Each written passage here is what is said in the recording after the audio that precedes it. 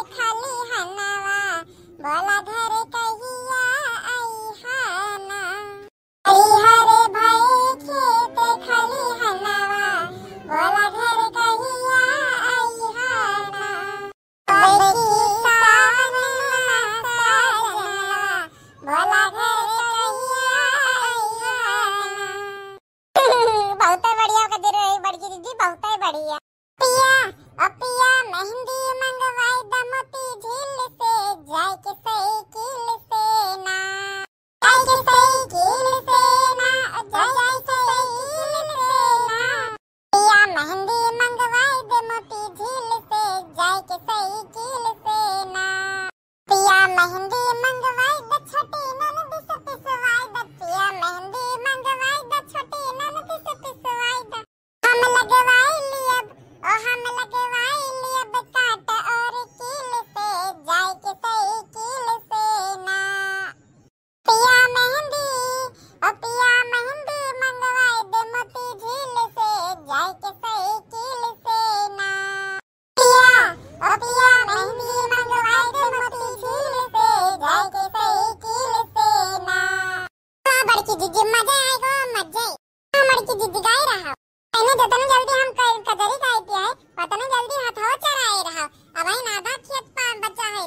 लगा एकता बड़की दीदी खेतवा तो पूर होइन जाई तो गाय रहा बहनी ऐसा लागे तो बड़ी सी और तेज होती है।